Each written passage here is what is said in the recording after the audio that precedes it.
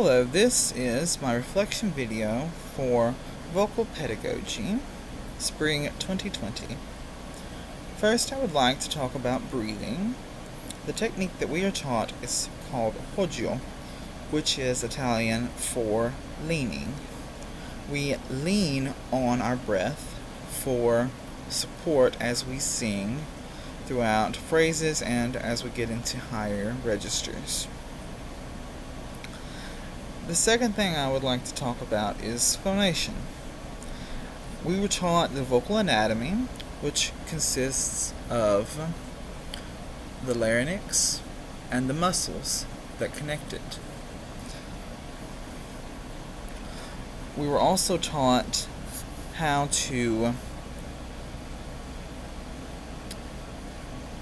describe different sounds in a more positive way. Because if you tell a student, oh, you have a very bad sound, or you have a very good sound, most students won't take you as seriously, or they'll outright just leave the studio after the first lesson that you say something like that. Rather than saying, it sounds bad, you should use a word like, it sounds kind of raspy, or breathy. Instead of good, say, that's a very free sound, or a very forward sound.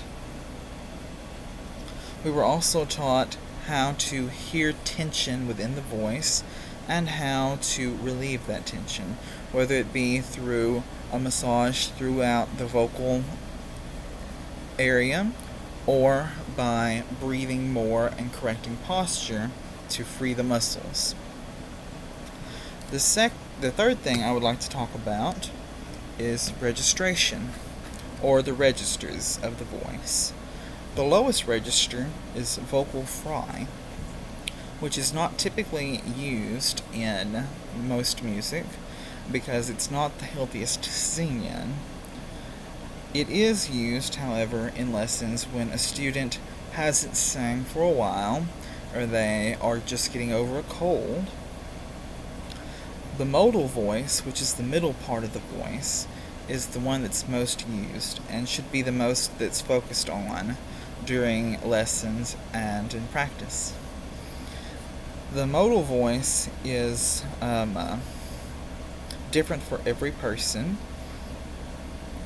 It shouldn't sound strained at any part of it.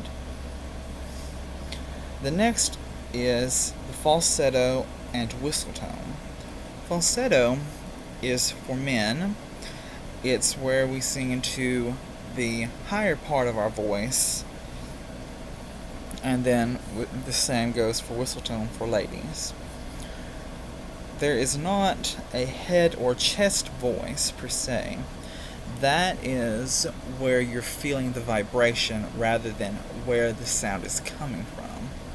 So we tend to stay away from terms like head voice or chest voice.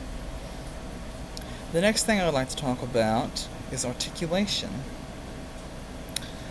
We have different consonants and vowels that do different things in different languages. It's important to teach your students the difference between the cardinal vowels that should be always the same and the mixed vowels.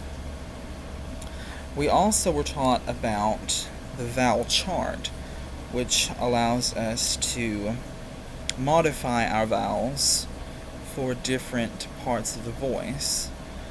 Rather than singing an E at the top of your range, you would sing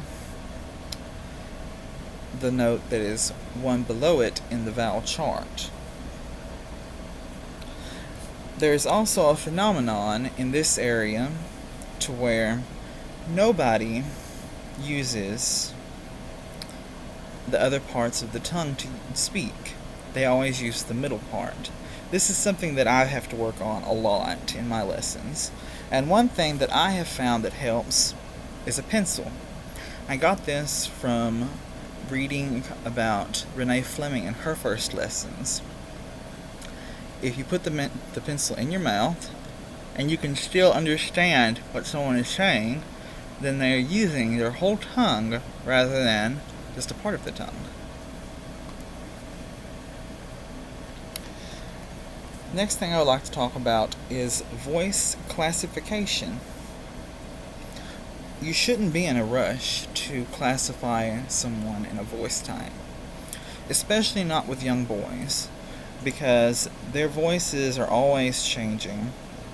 One day they can hit a low note and the next day they might not be able to sing it. That's why if you're teaching a middle school boys choir, you should always try your best to test their voices as often as possible, but not making it a routine to where it's tiresome for the students or for you. The next thing I want to talk about is performance anxiety. A lot of performers suffer from performance anxiety. There was a quote going around the internet from Eric Whitaker that the terror of performance never goes away. You simply get used to being terrified. I find that this is very true in my own singing. Typically before a performance, I will try to go to a nursing home or to a friend and sing whatever I'm going to sing at a particular recital or performance for them to see, not just to get feedback, but to get some of those pre-performance nerves out of the way. This was one of my favorite classes to take. I felt like I learned so much, not only about my own singing, but about how to help other people sing.